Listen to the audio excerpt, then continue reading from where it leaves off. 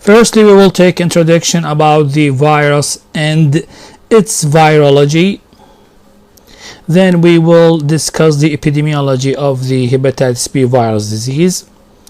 Then we will know about the pathophysiology and pathogenesis of the viral disease. The clinical manifestation will be none. The diagnosis will be made. The treatment will be established. And the prevention and control of the disease will be planned. Firstly, we will talk about the hepatitis B virus infection as an introduction of the subject. Hepatitis B virus is one of the smallest viruses that infect the humans. It is a pro-oncogenic because it may lead to development of hepatocellular carcinoma.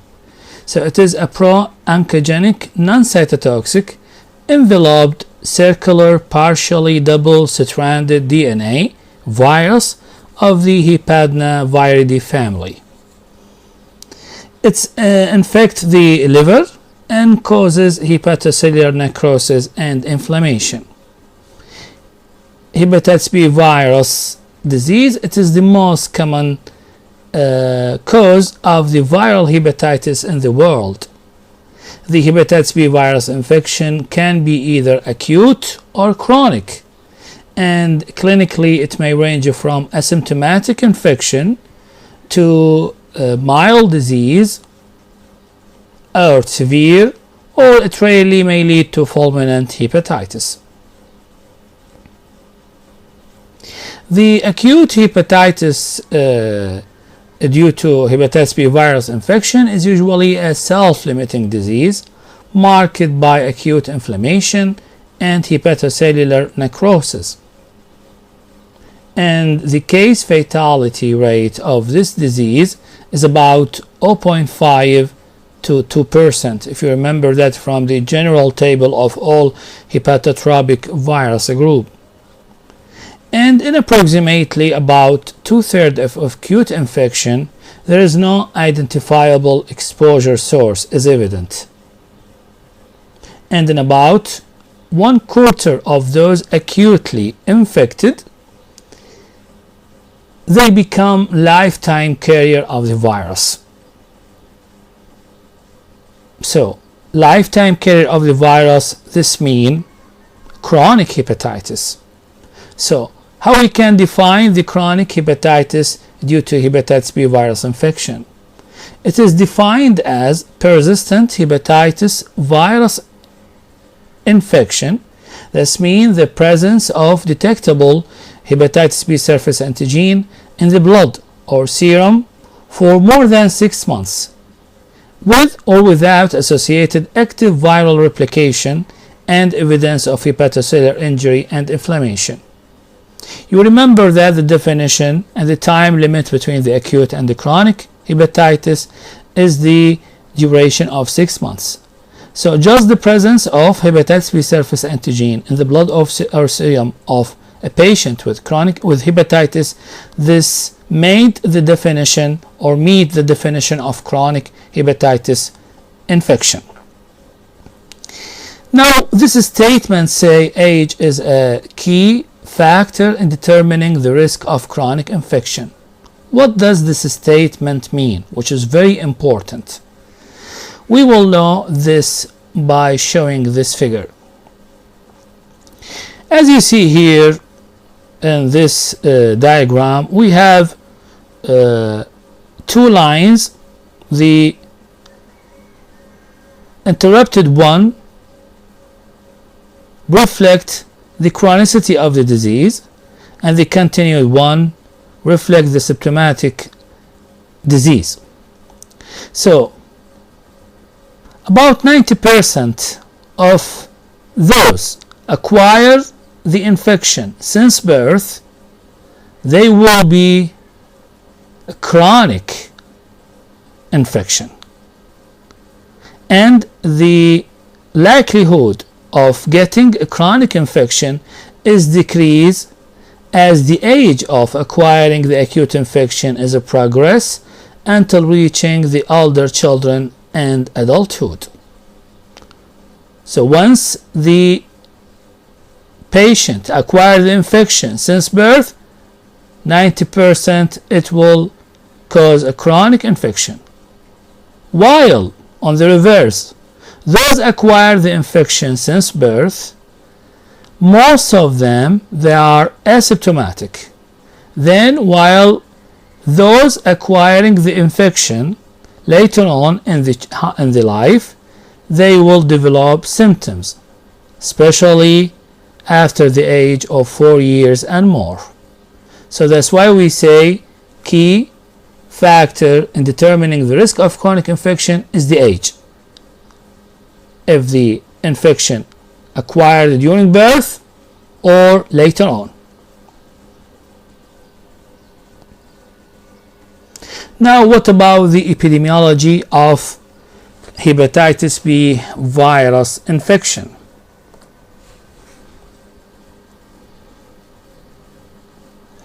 Worldwide, about 2 billion people have evidence of past or present infection with hepatitis B virus, and about 350 million are chronic carriers of the virus. This means positive hepatitis B surface antigen, which means the definition of chronic infection. The vast majority of those acquire the infection in the perinatal period and during early childhood.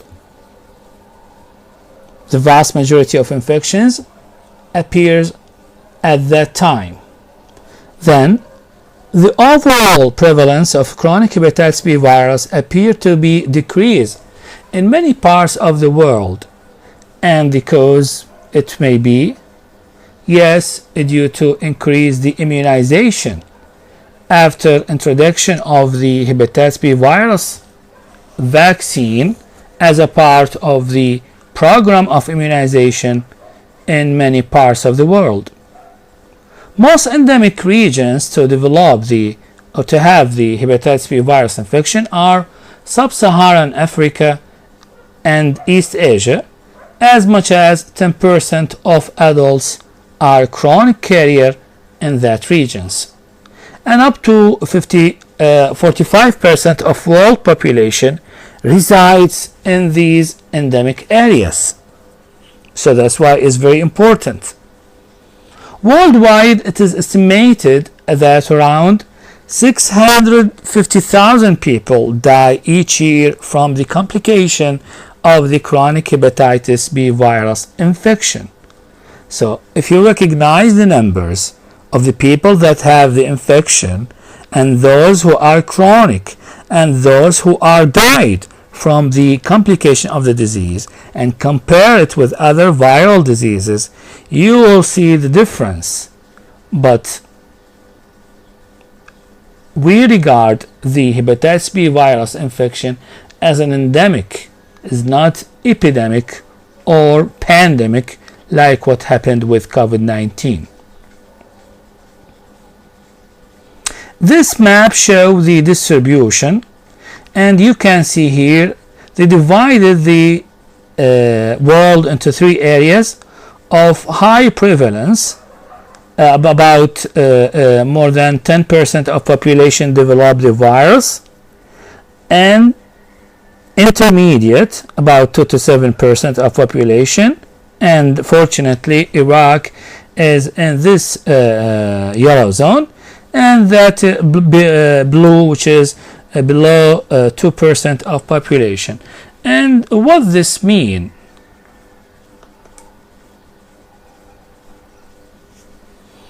This means the prevalence of the hepatitis B virus and the immune state toward it also.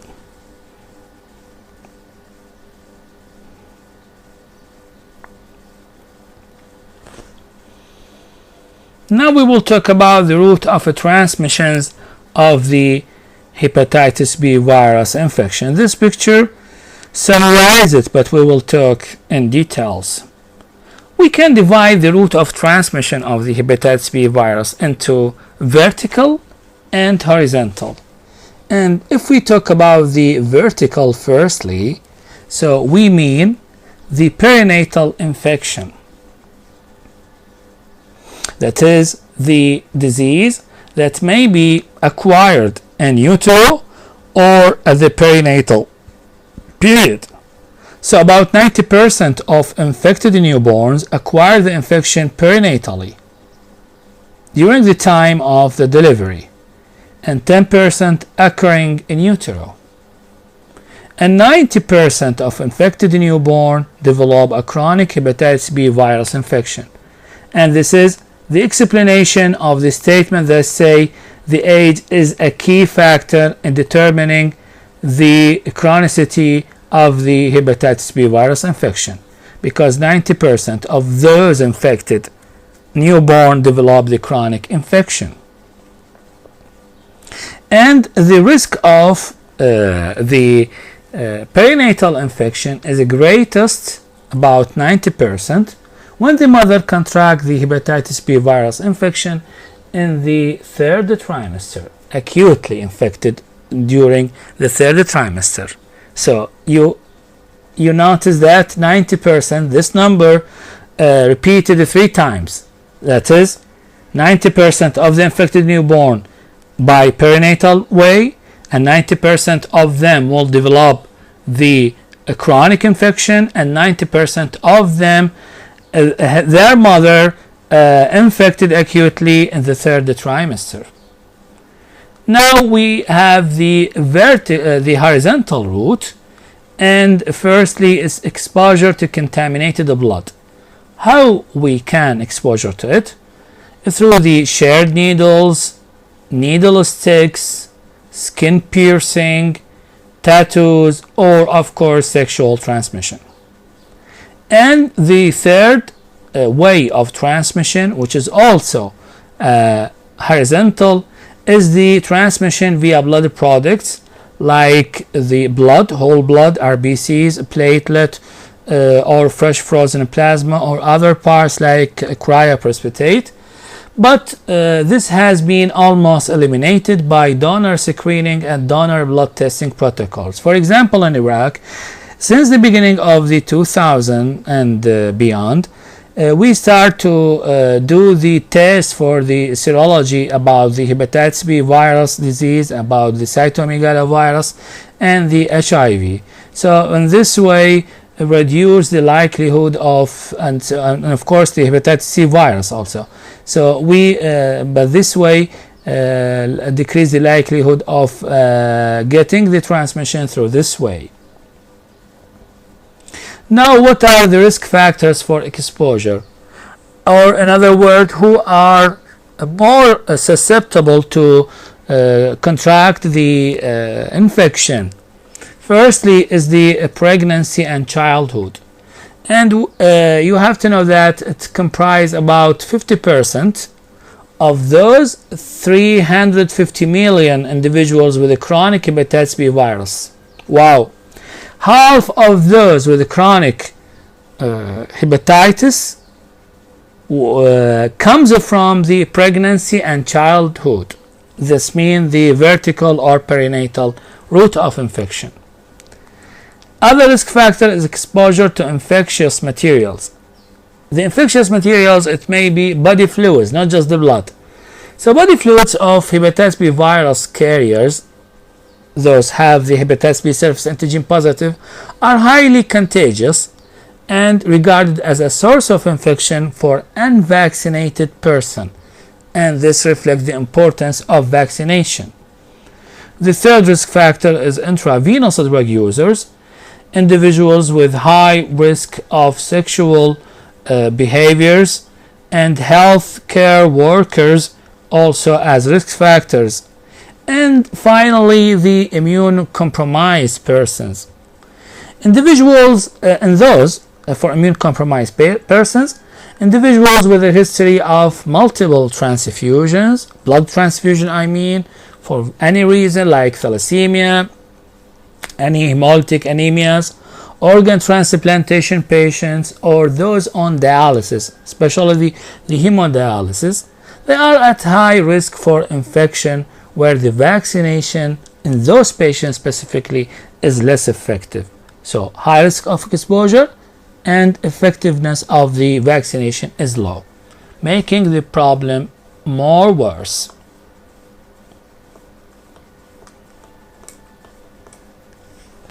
Now we reach to the pathophysiology.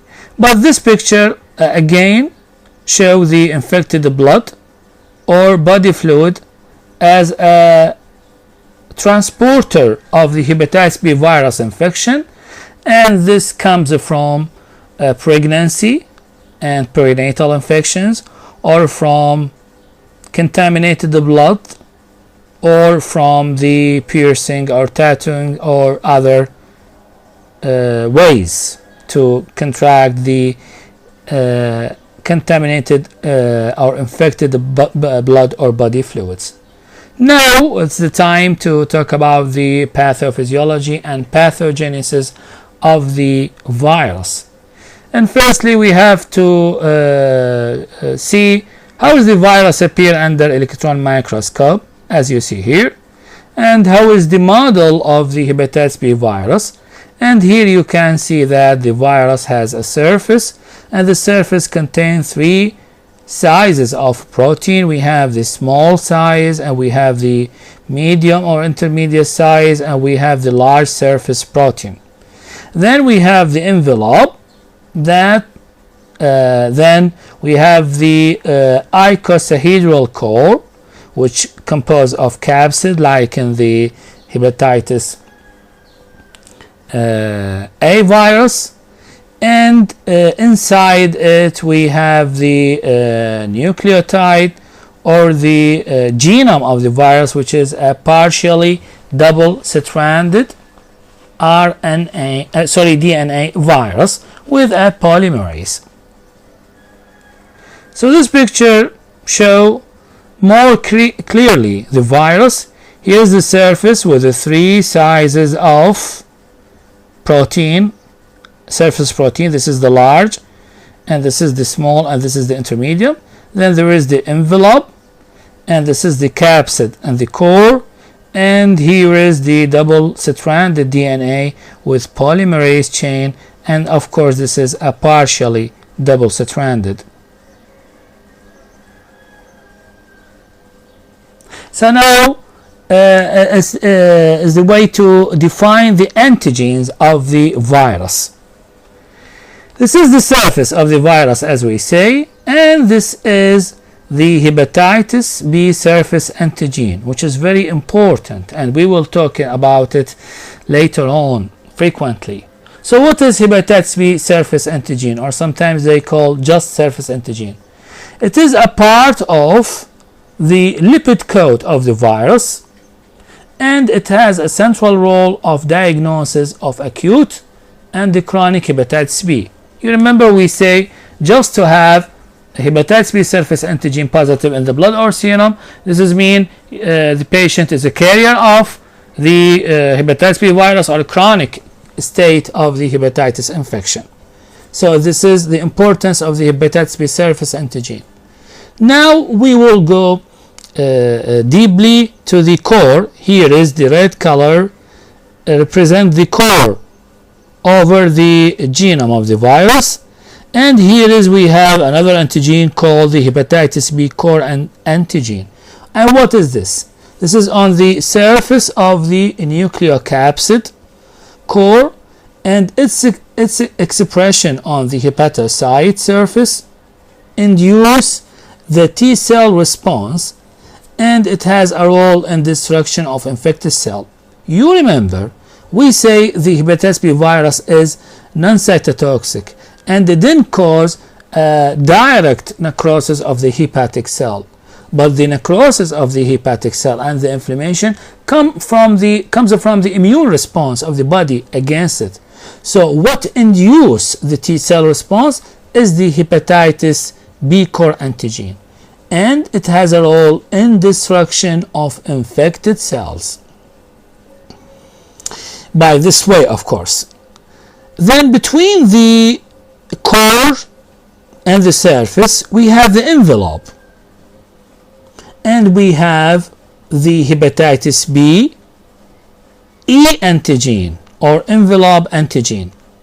And this is, as we say, between the nucleocapsid core and lipid envelope, and it is a marker of active replication in chronic hepatitis.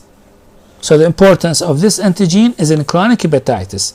If it's positive, it means the virus in active replication state. And we have the hepatitis B virus polymerase, which is like this, and this is responsible for the replication of the genome, transcription and replication of the genome of the virus, which is the partially double-stranded DNA. This virion of the virus, its size is about 42 nanometers, its diameter. So that's why they called the hepatitis B virus is one of the smallest virus that infect the human. Now we will see what the virus will do when it enters the hepatocyte. Here is the hepatitis B virus particle or virion enter the hepatocyte via the process called endocytosis. This is the entry. The viral nucleocapsid are uncoated. This is mean removal of the envelope and transported into like this. This is just here is the DNA and the virus core.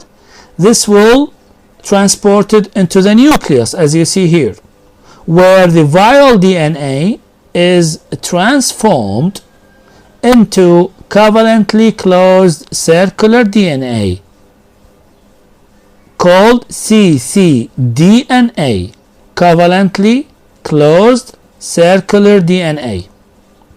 This will, as you see here, this will initiate the process of replication through the process of what is called the reverse transcription. Here is the reverse transcription. The mature nucleocapsid are responsible for mediating the viral persistence and may be released to infect neighboring hepatocyte. So you can see here, this will lead the process of transcription to develop into mature nucleocapsid, and the mature nucleocapsid itself may recycling to infect or to affect the nucleus again, or to infect neighboring cells. It regain its envelope, then through the process of endocytosis to other cell, the process will be repeated. The liver injury may occur through the immune-mediated killing of the infected liver cells, as we will see here.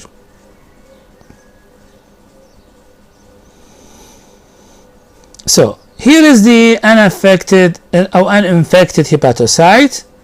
By infection, this will lead to activation of the immune response, and the activation of immune response will lead to inflammation and cell death, and as we say, cell killing of the infected liver cell. Of course, the infected hepatocyte will lead to a more production of hepatitis B virus infection and then reinfection, and if there is a co-infection or alcohol state in adult, it will worsen the process of inflammation and cell death and lead to the picture of the clinical manifestations of a clinical hepatitis.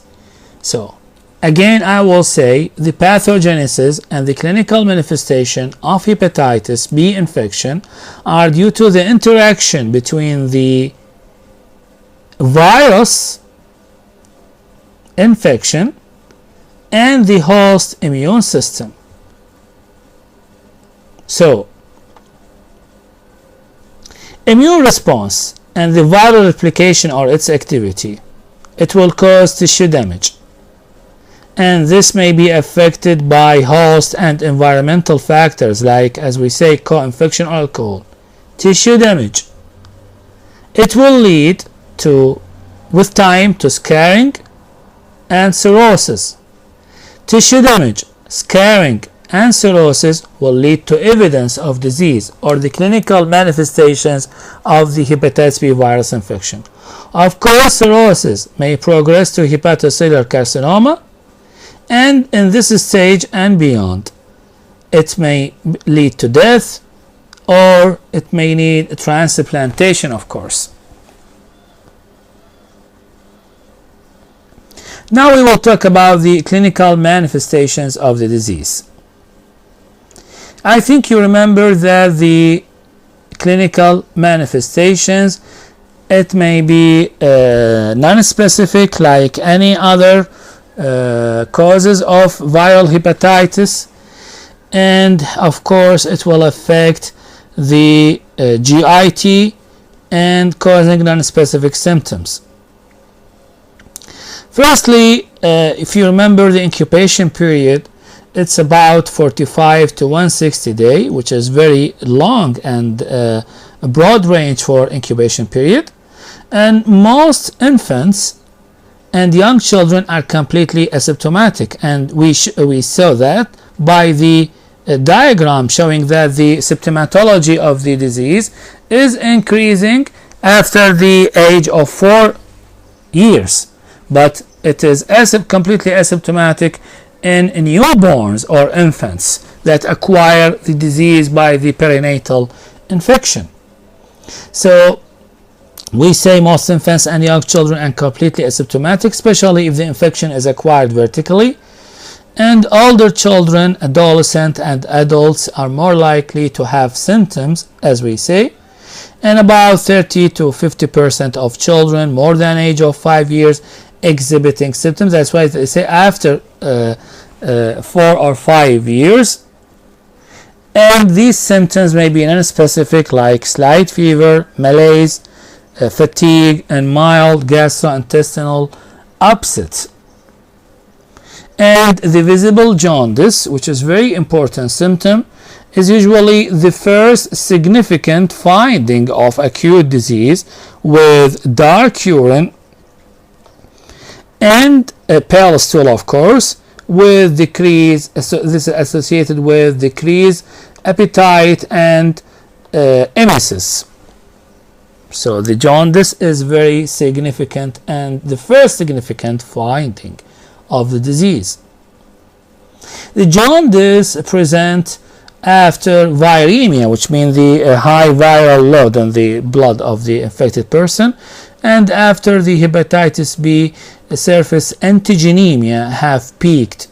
The presence of hepatitis B surface antigen, we say it reflect or indicate the presence of the infection after reaching to the peak level.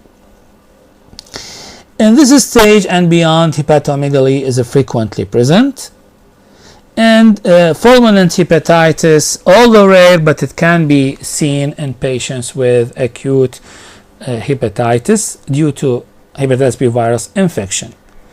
And you remember that we say the clinical presentation of the disease comes from the immune-mediated response against the viral presence and replication.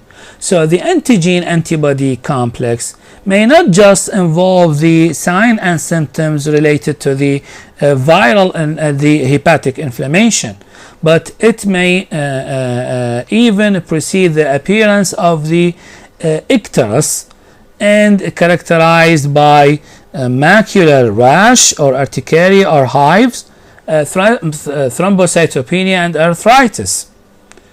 And the hepatitis B virus infection more rarely and may present as glomerulonephritis or nephrotic syndrome, again from the immune complex. It may invade the kidney, not just the liver. So this picture will again summarize the manifestations from the losing the appetite, fever, dark urine and pale pop, nausea and vomiting, pain in the right side of the abdomen, the right hypochondrial area, and joint pain, hives or urticaria, headache, weakness and fatigue, and of course jaundice. Now, how we can diagnose the hepatitis B virus infection? The diagnosis, of course, made on the history, and in history it's important to focus on the epidemiologic history, like drug use or medical manipulations. That means the questions will be directed toward the root of a transmission of the disease. And of course, the full examination of the patient and the detection of symptoms of hepatitis B is very important. Of course, we need lab investigation like complete blood count, biochemical tests, liver function tests, and hepatitis B virus DNA by PCR, and ultrasonography of the abdomen to show the affection of the liver, and of course analysis for the viral hepatitis markers, very important, or the serology. So the hepatitis B markers is the hepatitis B surface antigen and anti-hepatitis B surface antibody, anti-hepatitis B C or core antigen antibody, and especially the IgM, and the hepatitis B E antigen, which is the envelope antigen that reflect the replication, active replication of the virus. Now we will put an interpretation for the markers of the significance of the markers in the hepatitis B virus. So what is the significance of hepatitis B surface antigen? It indicates acutely or chronically infected person. While the antibody to hepatitis B surface antigen, it indicates resolution of hepatitis B virus infection or development of immunity after immunization. Hepatitis B E antigen, it indicates, as we say, the high viral replication and increased infectivity. The antibody to hepatitis B E antigen, it indicates either decreased viral reproduction and decreased infectivity. While the antibodies to hepatitis B core antigen, hepatitis B C antibodies, this is indicate acute, chronic, or resolved infection, and we have to differentiate between the hepatitis B C IgM and IgG antibodies. Now, in acute infection, what we expect to find in acute infection? Who knows? Firstly is the presence of hepatitis B surface antigen, because this is indicate the infection, of course, and the presence of anti-HBC IgM confirms the diagnosis. This is enough to confirm the diagnosis, because the IgM, it indicates the acute state of antibody against the hepatitis B core antigen. And you remember the importance of the core antigen. Yes, it is initiate or induce the T cell response and destruct the infected hepatocyte. Now, the recovery from acute infection is accompanied by hepatitis B surface antigen clearance and appearance of anti-hepatitis B surface antibody and anti-hepatitis B surface IgG. So, if your patient with acute infection is cured or recovered, this will lead to, of course, absolute clearance of the hepatitis B surface antigen, because its presence means the patient is carrier of the virus, and it should be followed by the appearance or accompanied by appearance of the, of course, anti-hepatitis B surface antibody and anti-HBC IgG antibody for the which its presence indicate or reflect the antibody state of a chronic state against the recovered acute infection. The positive anti-HBs and negative HBC IgG. This indicate post hepatitis B virus vaccination. So the vaccination against the hepatitis B virus, it necessitates presence of antibody against the hepatitis B surface antigen, but of course, because this is vaccination, not a live virus, so there is no IgG antibody against it. And in the acute infection, the alanine transaminase enzyme can be temporarily elevated as affection of the liver function, but it will resolve and return to normal level. While in a chronic infection, what we expect to see? Of course, presence of hepatitis B surface antigen for at least 6 months to say this is a chronic infection. And the positive hepatitis B surface antigen document the vertical transmission to newborns. So this is mean in those that at the age of 6 months of life and we found the hepatitis B surface antigen positive after 6 months, of course we should suspect that the route of transmission for those infants is by the vertical transmission when they were newborns, newly delivered and acquired the infection perinatally. In the chronic infection, the alanine transaminase level can be either periodically or consistently increased, and this reflects the impairment of liver function from the chronic inflammation and fibrosis. Serum albumin and prothrombin time and total serum bilirubin is important to check in patients with a chronic infection, and we may find the serum albumin to be decreased, prothrombin time to be increased, and of course the total serum bilirubin increase also. In patients with a chronic inflammation, liver biopsy is important and most useful to determine the degree of fibrosis and inflammation, not just the biochemical and the liver function test. And in those patients, the renal involvement must be suspected or may be suspected on the basis of urinary findings suggesting the glomerulonephritis or nephrotic syndrome. You remember we say the antigen antibody complex may invade the kidney, not just the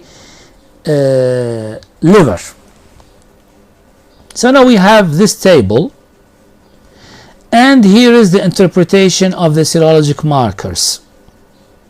So if all markers, that means the hepatitis B surface antigen and hepatitis B surface antibody and total hepatitis B C antibody and specifically IgM, all of are negative, so this is mean the patient do not have infection prior at the time, and no prior infection and not immune, so he is susceptible or prone to develop infection in the future. And if we found just the hepatitis B surface antibody is positive, this is mean the person you take the sample from him has immunity for the hepatitis B infection after the vaccination or after passive immunization with hepatitis B immunoglobulin. And this is differentiated according to the concentration of the hepatitis B surface antibody.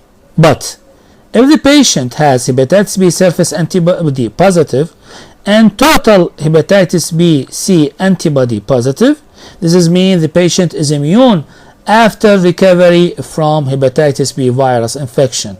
So he is not now having the infection, recovered from the infection, and by the presence of the hepatitis B surface antibody and the total HBC antibody.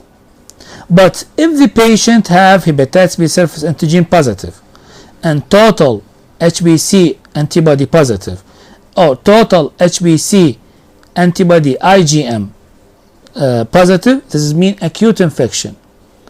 And if the patient has the hepatitis B surface antigen positive and the total HBC antibody positive, while other markers is negative, this means the patient is in a chronic infection. So, I will repeat it another way. Firstly, you have to detect your patient has hepatitis B virus infection or not. This will determined by the presence of hepatitis B surface antigen. So now you have to know your patient has, if he has positive, it is an acute infection or a chronic. This is by the presence of the IgM antibody toward the hepatitis B core antigen. If it is positive, this is mean your patient in acute state. And of course the time is important also if it's more than 6 months or low. But if it is not known to you or you are not sure about the duration, so the presence of IgM, hepatitis B surface, hepatitis B core antibody, differentiate between the chronic and acute infection. But what if the patient has negative hepatitis B surface antigen? He is of course free of the acute or chronic infection, but he may be non-immune or not with no prior infection, or just immune, or from the vaccination, or immune from the previous infection. Now this diagram is very important to show the time course of the acute hepatitis B virus infection with recovery. For the hepatitis B surface antigen, it starts to rise toward the end of the 4th week, peak at about the 10 week, then start to decline at the 24 week, which is mean before the duration of 6 months, because this means the recovery. While the IgM also start to increase, then peak at the 16 week, and they start to decrease about then finished or disappear at the 30 week. While for the total anti-HBC, it start to increase from the 8 week after exposure and reach to the steady state level and remain in this way for all the time. While for the chronic infection, or progressive from the acute to chronic infection, the hepatitis B surface antigen here start to increase since the 2nd week of the infection and remain positive all over the disease for many years. The same thing happened with the hepatitis B, anti-hepatitis B C antigen, total antibody, sorry. It start to increase from the 7 or 6th week and remain positive all over years, while the IgM, it will decrease. And here there is no anti-HBs antibody like what happened in acute. In acute infection after recovery, there will be a development of anti-hepatitis B surface antigen antibody. And of course the hepatitis B E antigen, which is reflect the replication, active replication of the virus, will be of short duration. Then there will be development of the antibody against the HBE. While in the chronic disease, the active replication of course will take a time more than 6 months, and then after time there may be antibody to hepatitis B E antigen.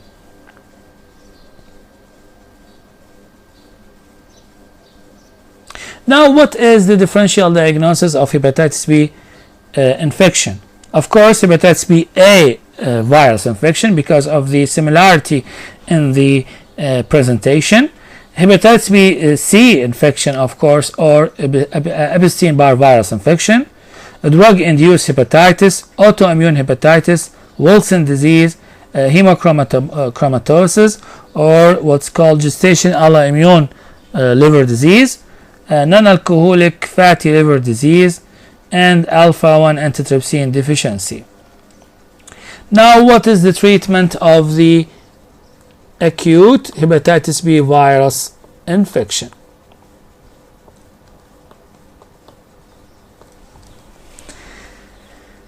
For treatment for acute and for chronic. For acute infection, supportive measures such as bed rest and the nutritious diet are used during the active symptomatic stage, and there is no specific treatment. And corticosteroids are contraindicated. And in complicated cases by acute liver failure, which is rare, the nucleoside or nucleotide therapy may be helpful. And sometimes liver transplantation is successful in acute liver failure due to hepatitis B virus infection. While in treatment of chronic hepatitis B virus infection, here is very important to put the plan of a treatment according to the phases of chronic disease. Actually, we have 3 phases of the disease, and the classification depend on the load of hepatitis B virus DNA by the PCR test and the liver enzyme alanine ALT, and according to the liver biopsy. So I will start with an inactive phase. That is when the viral load is less than 2000 international unit per milliliter, and the ALT is normal, and the liver histology is normal or mild inflammation. Here is there no need for treatment. And of course, in those patients, the hepatitis B E antigen is negative. Again, hepatitis B antigen reflect the active replication of the virus. While those who are immune tolerant, whereas the hepatitis B antigen positive, there is active replication. So the hepatitis B viral load of DNA in the PCR is very high, more than 200,000 international units per mole. But in those patients, the ALT or liver enzyme is normal, and the liver histology show normal or mild inflammation and scan fibrosis. There is no rule for treatment, so that's why they called immune tolerant. Although the active replication and the high load of the virus, the liver function and the liver histology is normal or mildly affected. While in those who are called immune active, and here the hepatitis B E antigen may be positive or negative, but the hepatitis load is high and between 2000 up to, or usually more than 20,000 international units per mole. But here this presence of DNA causing elevated liver enzyme, and by histopathology the inflammation seen and fibrosis with variable degrees. So here is the treatment is candidate. So the importance is the liver enzyme, the histology, and the viral load in PCR. So this is another way algorithm of the treatment. As we say in chronic hepatitis, depend on the hepatitis B virus DNA and liver enzyme. So if the hepatitis B DNA is normal or decreased and liver enzyme is normal, as I say, there is no treatment. But if the hepatitis B virus DNA is high and the liver enzyme is also high, so there is indication for treatment. But what if the hepatitis B virus DNA is high but the liver enzyme is normal? Here it's very important to consider the liver biopsy. So if there is a moderate or severe histologic disease, treatment is indicated. But if there is no or mild histologic diseases, no treatment. Here is the immune active, here is the immune inactive, and here is the immune tolerant. Toward the active. So what are the treatment of the immune active phases? Firstly, the alpha interferon, and this is for 4 to 6 months. Then orally administered the nucleoside analog therapy, and the successful response in treated children is about 25%. This is a very high ratio regarded. And these are lamivudine for those more than 2 years, Adifovir or Tenofovir for children more than 12 years old, and Entecavir. And finally, Talbivudine for those more than 16 years of age. And this figure shows the progression or the advance in treatment of hepatitis B virus infection, starting from interferon in 1957, then the 1990 and the 1991 also it was just on the interferon, while the introduction of nucleoside, the orally administered antiviral Entecavir, was the first discovered in the 1998, then the Talbivudine in 2001, and Adifovir in 2002, and in 2005 Entecavir, and the last one is the Tenofovir in 2008. Now, how we can prevent the hepatitis B virus infection? Firstly is the vaccination. And you know the universal immunization of all infants born worldwide, and as I say, even in Iraq and since a long time, the hepatitis B virus vaccine given in the expanded program of immunization since birth. The first dose should be given as soon as possible after birth, and especially in the first 24 hours. And the delivery of the hepatitis B virus vaccine within 24 hours of birth is 90 to 95% effective in preventing the hepatitis B virus infection, as well as decrease the viral transmission if followed by at least 2 other doses.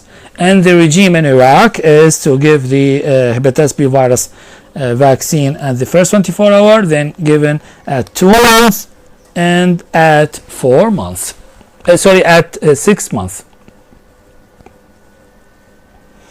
In 5 to 10% of vaccinated children, they have a poor response to vaccination and will remain susceptible as adults to acquisition of the hepatitis B virus infection.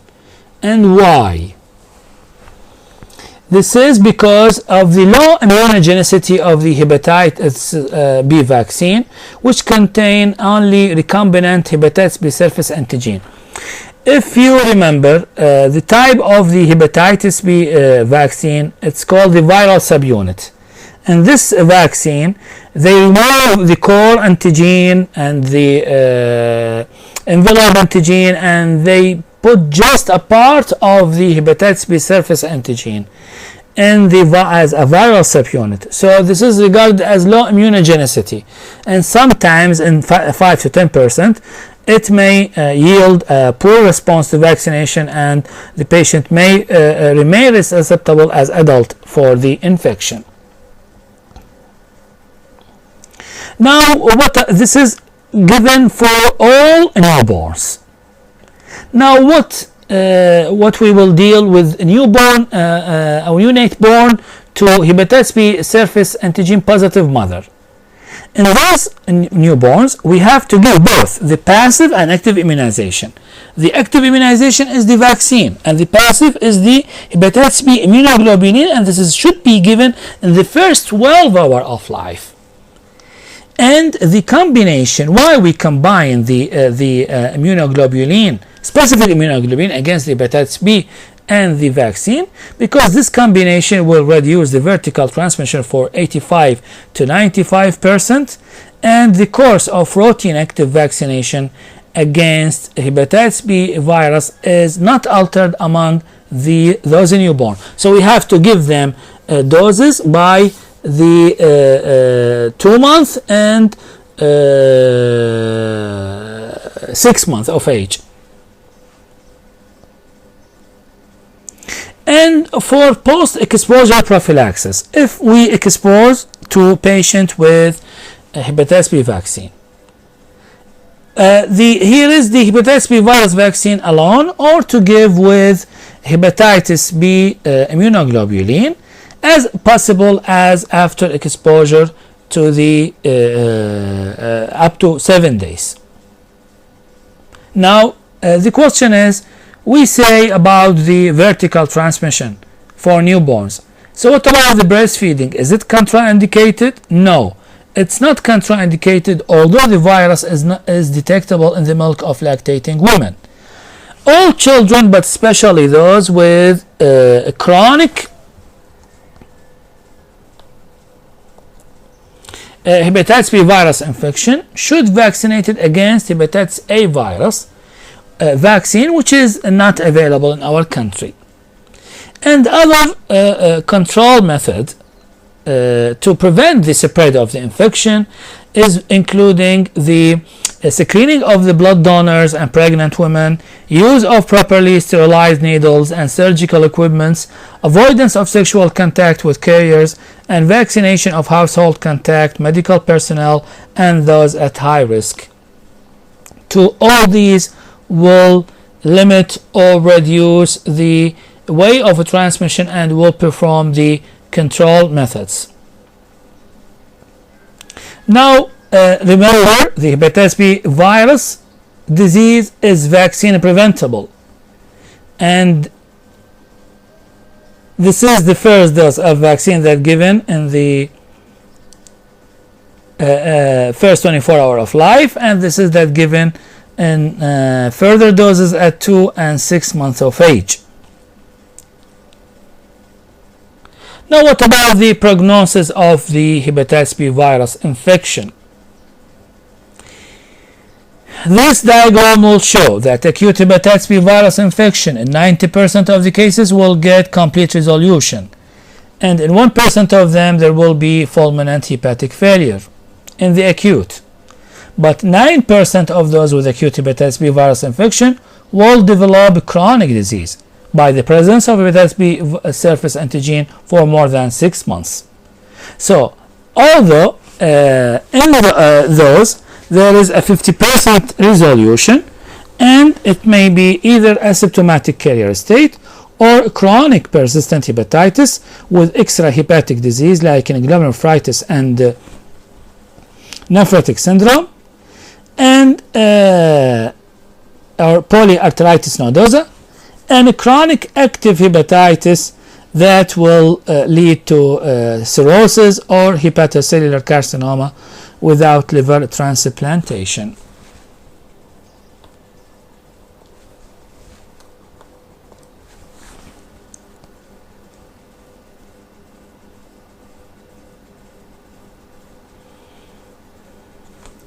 You can see here that about 65% of the acute infection, they are asymptomatic, and 100% of them will get the complete recovery.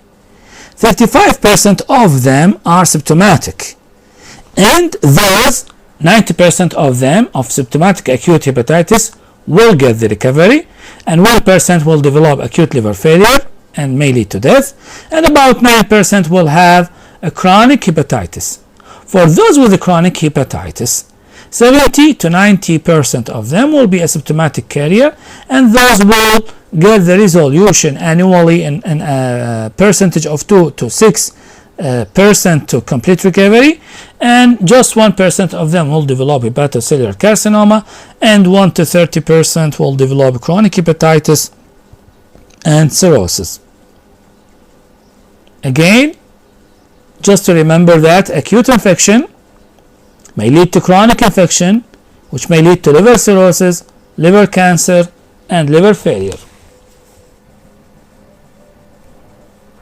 Firstly, the definition of the acute liver failure, which is very important to know, the etiology, the clinical findings according to the history, examination, and lab findings, complications of the acute liver failure, treatment, and finally the prognosis of this problem.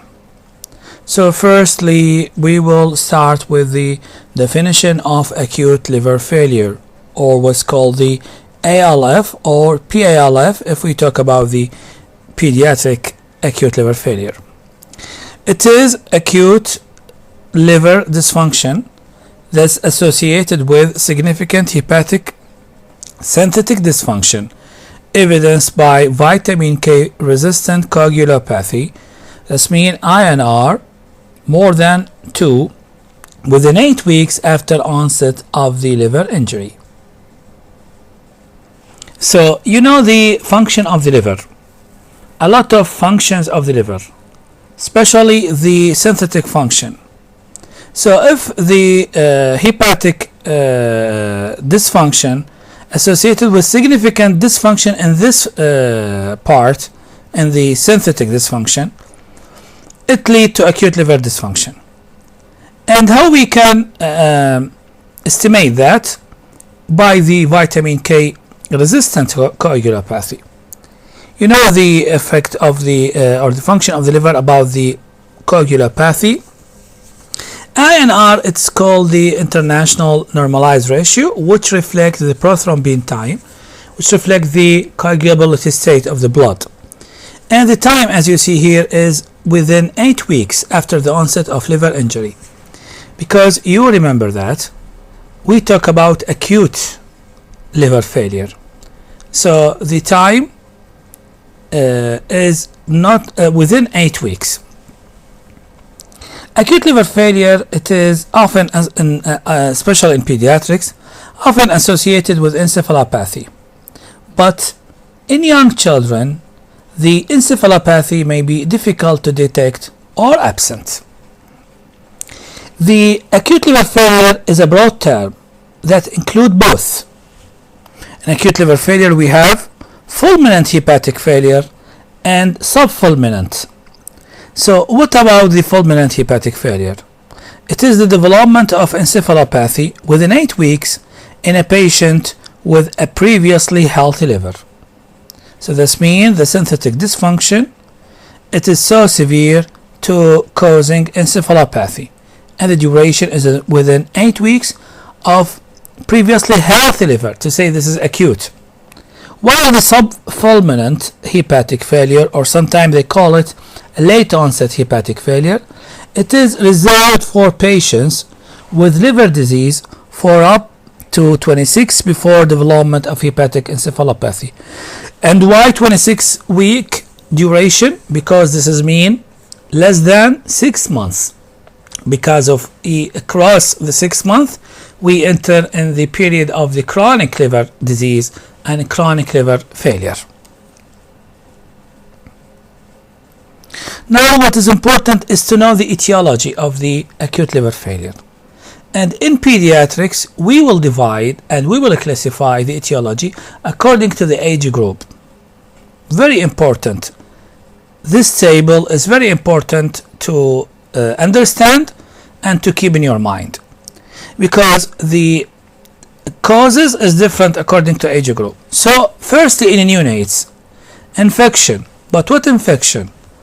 Herpes viruses and enteroviruses. A perinatal infection may cause acute liver failure. Metabolic diseases like neonatal iron storage disease, galactosemia, fructosemia, tyrosinemia, fatty acid oxidation defects, and mitochondrial disease. And ischemia, like in congenital heart disease, may cause acute liver failure. While in the period from infant 1 to 24 months of life, the infection is also, but here is the hepatitis A virus or hepatitis B virus. The metabolic, like in fatty acid oxidation defects, mitochondrial disorder, and tyrosinemia. A drug appear to play a role in the acute liver failure in this age group, like acetaminophen on the top of list and valproate, and immune causes like in autoimmune hepatitis. In children that's beyond the 2 years of age and up to adolescent of age, up to adolescence, the infection, but here is the Epstein-Barr virus and hepatitis A virus.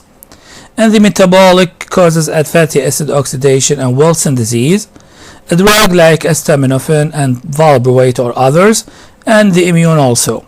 But in adolescent, the infections like the same like in children, the metabolic presence of Wilson disease and acute fatty liver of pregnancy, and a drug like acetaminophen, valproate, herbs and other, and the immune like autoimmune hepatitis.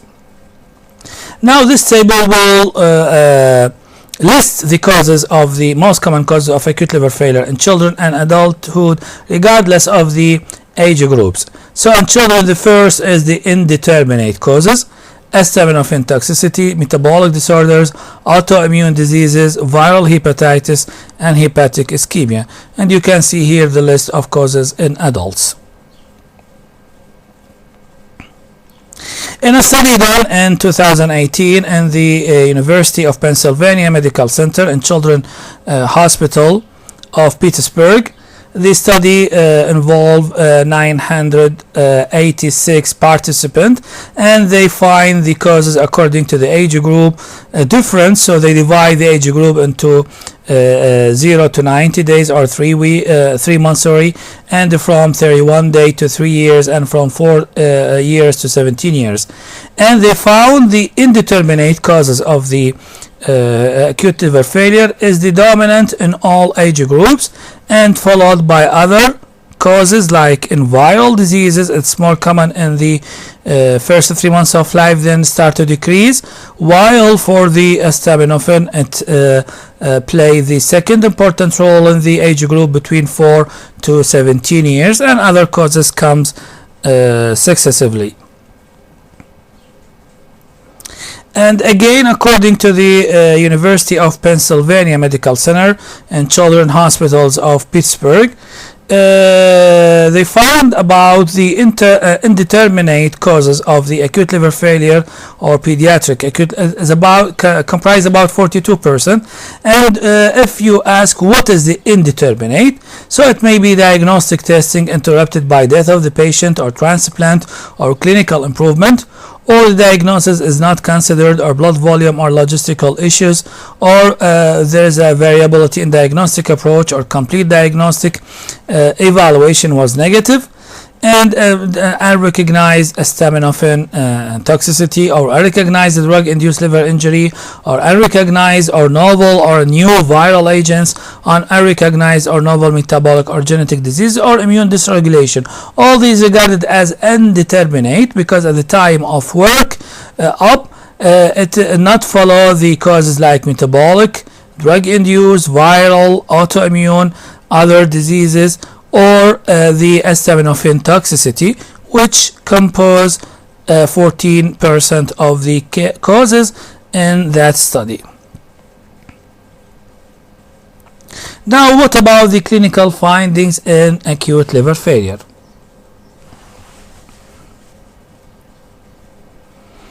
Acute liver failure, you know the function, a lot of functions related to the liver and its relation with other systems of the body.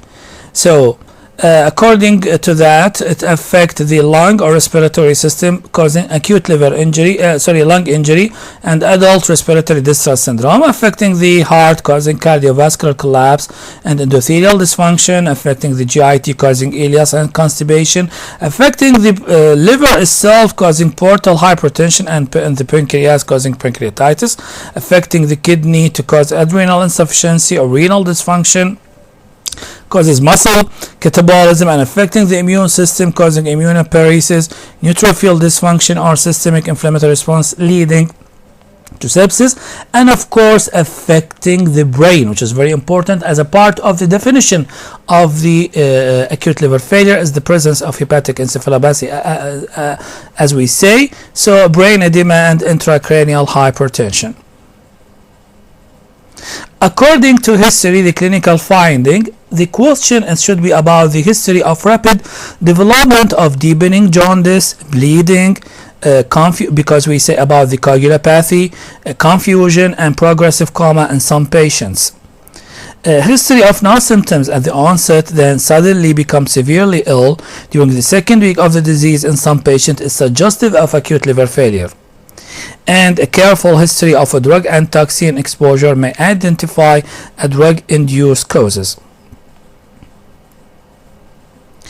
According to the symptoms and signs, the symptoms like flu-like symptom, malaise, myalgia, jaundice, nausea, and vomiting, and these are non-specific symptoms can see in flu or can seen in acute hepatitis, as we say. Then tender hepatomegaly is common, and may be followed by progressive shrinking of the liver after a worsening of the hepatic function. So this is a bad sign. Signs of chronic liver disease is very important to know the state of health of the liver, like encephalomyelitis or spider hemangiomata.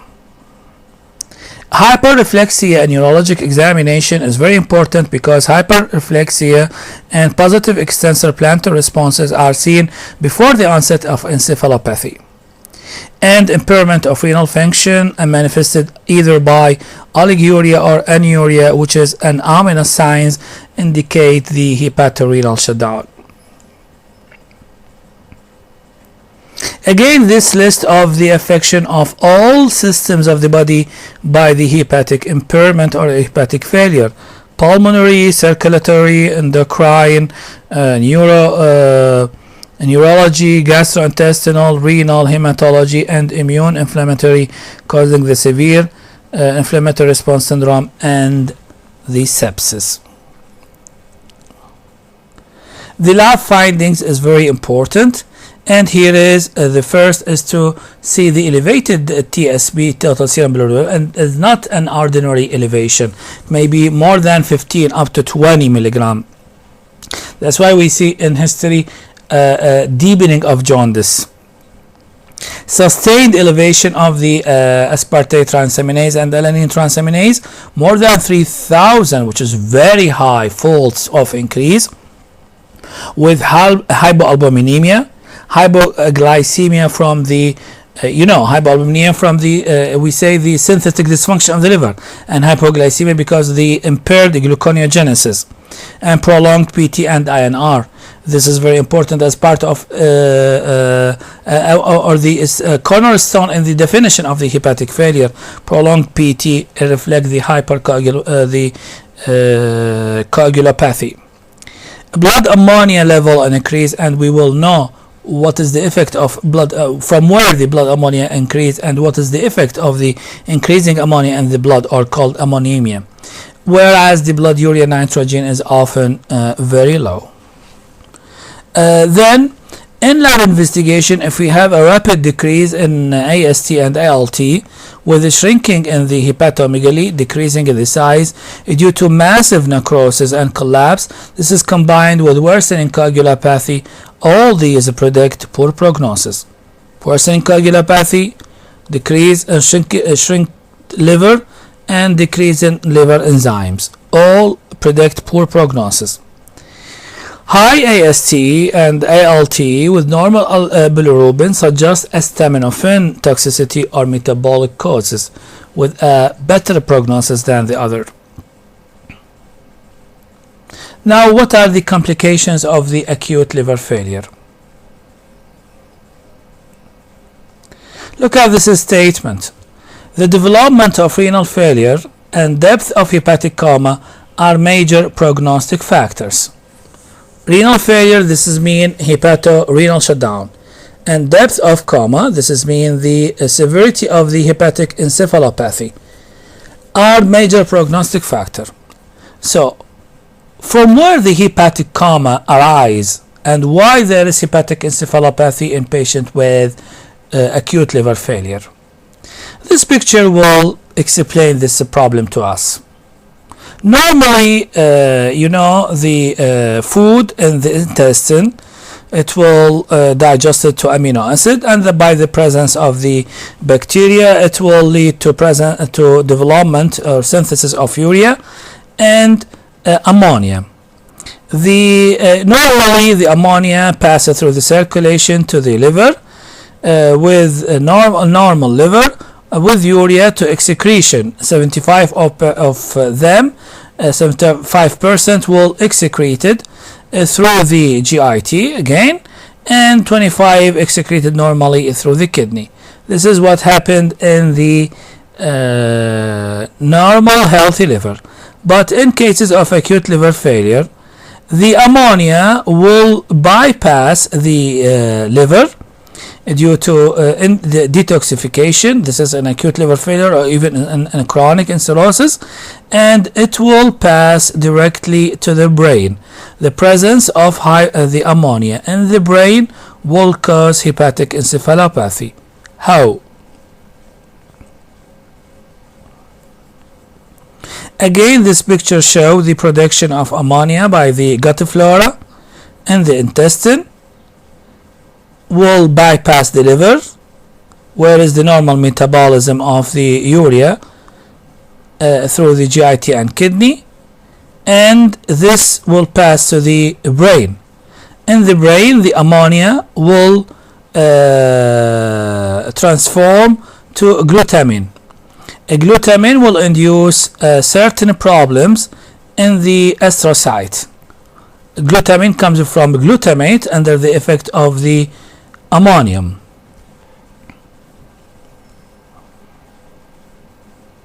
So, ammonia, whatever it carries from the gut flora or from the defective urea and ammonia metabolism in the liver and bypassing the liver to the brain, or comes from the impaired urea cycle metabolism in the kidney, or from the muscle. All these sources will lead to hyperammonemia in the blood. This high ammonia will cross the blood-brain barrier and comes inside the brain, and it will convert it to glutamine in the astrocyte. This conversion will lead to the glutamine will cause intracellular swelling and cerebral edema, and the edema, if it be more severe, will lead to cerebral herniation and even death. So, the hepatic encephalopathy, according to that, we have to divide it into 4 stages according to symptoms, signs, and EEG. The most severe stage is the stage 4, whereas in the symptoms may be coma or just respond to a noxious stimuli or there is no response. By the signs, this means by neurologic examination, there is areflexia, no asterixis or flaccidity, and by EEG there is a markedly abnormal bilateral slowing with gamma wave of electric cortical silence. In stage 1 and 2 to 3, the manifestations is less severe, as you see here. And we have another staging of the hepatic encephalopathy in infants and children less than 4 years. And again, in stage 4, the coma, and it resembles what's happened in the age more than 4 years. But in stage 3, you can see here the stupors or somnolence and hyperreflexia by neurologic examination, or markedly abnormal triphasic waves by EEG. So remember that, as we say here,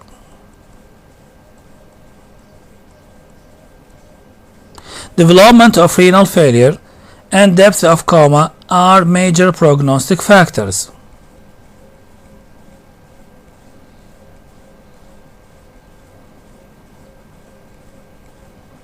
So, patients in stage 4 coma, and that is mean unresponsive to verbal stimuli and decorticate or decerebrate posturing, rarely survive without liver transplantation and may have residual CNS deficits even after it. Cerebral edema is frequently the cause of death, and now we know from where the cerebral edema comes.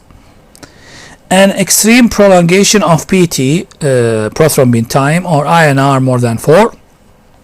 This predicts poor recovery except with acetaminophen overdoses. Sepsis, hemorrhage, renal failure, and cardiorespiratory arrest are common terminal events. You remember that say the effect of the hepatic dysfunction and hepatic failure on the immune system, on the circulatory, on the blood, on the kidney, on the liver, and the lung and heart. So all these will happen before the patient die. So that's why they say are common terminal events. Now what about the treatment of the acute liver failure? Careful management of hypoglycemia, bleeding and coagulopathy, hyperammonemia, and cerebral edema and fluid balance is very important. This is primarily. Systemic investigation for potentially treatable causes is very important. Exchange transfusion, plasmapheresis with plasma exchange, total body washout, and charcoal hemoperfusion and hemodialysis all have failed to affect the outcome. This is called the detoxification. Liver transplant may be life-saving in patients without signs of spontaneous recovery, with 60 to 80% of them have 1 to 3 survival rates. Corticosteroid may be harmful except in autoimmune hepatitis. Acyclovir is essential if the acute liver failure is due to herpes simplex virus or varicella zoster virus infection.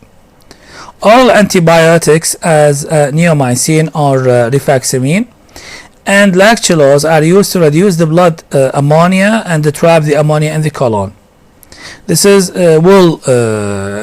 the lactulose, it will cause it is an osmotic laxative, so it will enhance the move of the bowel motion and will lead to release or the cleavage of the ammonia through the stool. And the neomycin, it will bound to the ammonia and prevent its reabsorption to the blood and then bypass the liver to the brain. Close monitoring of fluid and electrolyte is mandatory, of course, and adequate dextrose should be infused. You know, the patient have hypoglycemia, so we have to give him a maintenance dose of dextrose and dose of 6 to 8 milligram per kg per minute, and this will maintain the normal blood glucose and cellular metabolism. Diuretics, sedatives, and tranquilizers should be used cautiously because all these affect on the consciousness level of the patient. Early signs of cerebral edema are treated with infusion of mannitol in dose of 0.5 to 1 gram per kg. And comatose patients should be intubated, given mechanical ventilatory support, and monitored for signs of infection. Coagulopathy is treated by fresh frozen plasma recombinant factor 7A. Other clotting factors, concentrates, platelet infusions, or exchange transfusion for bleeding or procedures. Hemodialysis may help or stabilize the patient while awaiting liver transplantation, with monitoring for increased intracranial pressure in hepatic coma stage 3 and 4.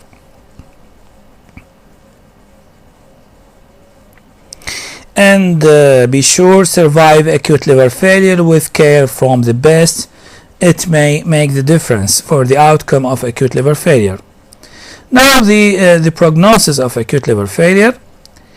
Again, we will say that it's primarily dependent on the etiology and the depth of coma. So only 20 to 30% of children with stage 3 to 4 hepatic encephalopathy will have a spontaneous recovery. Without liver transplantation, the mortality is very high, about 50% of the children. And indeterminate acute liver failure. You remember we talked about the indeterminate or non-acetaminophen drug-induced acute liver failure, and acute liver failure in infants are associated with a poor prognosis. Poor prognostic data: age less than 1 year, stage 4 hepatic coma, serum bilirubin more than 20 milligram per deciliter, INR more than 4, and factor 5 levels less than 20%. This is very important to keep in your mind the poor prognostic data or poor prognostic signs of the or criteria of the acute liver failure. So we will go back to the University of Pennsylvania Medical Center and for the Children's Hospital of Pittsburgh. There is a study done at the 2016 and it involved 768 patients with pediatric acute liver failure, and the diagnosis is based on the hepatic encephalopathy and coagulopathy. You know the definition of the acute liver failure. So they found the study is about the 21-day outcome of those patients and how it's affected, and the result is divided into spontaneous recovery in the green color, or liver transplantation in the yellow, or death in the red. So they found that in those there is no hepatic encephalopathy in the first 7 days of the acute liver failure. They found that the spontaneous recovery is about 80% of them, and the death is less than 5% of them, while 15% of them need liver transplantation. For those group who develop hepatic encephalopathy at the beginning of the disease, the spontaneous recovery, it involved just about 25% of them, while the death is about 11% of them, and the other need liver transplantation. For those who are has hepatic encephalopathy at the time of enrollment of the disease of the study, they found the about 45% of them they have a spontaneous recovery, and about 15% of them they have death, or they ended with death.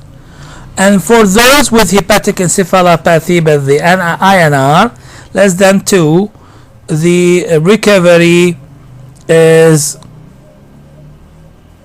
the spontaneous recovery is about more than 70% of them, while the spontaneous recovery in those with hepatic encephalopathy and the INR more than 2, it is about 38% of them with a spontaneous recovery. So that's why we say the coagulopathy and hepatic encephalopathy is very important in determining the function, the outcome of the acute liver failure. Now, at the end of our lecture about the acute liver failure and the hepatitis B infection, and it is the second lecture about the liver diseases. So in the world they have what's called the World Hepatitis Day, which is at the 28th day of July. This is an initiative by the WHO to increase the awareness about the hepatitis and its complication, and the ways to prevention of the hepatitis and decreasing the spread of the disease. And the liver in general, they have another initiative by the WHO to increase the awareness about the importance of the liver health, avoiding the old diets and bad habits, life habits that may worsen the function of liver, or the diseases that may come from the viral disease, or from the infections, or from the drug or alcohol, or etc. And the World Liver Day they celebrate, or they in the 19th day of April, so it's next week. All these initiatives is to increase the awareness about the importance of the liver and about the importance of the hepatitis.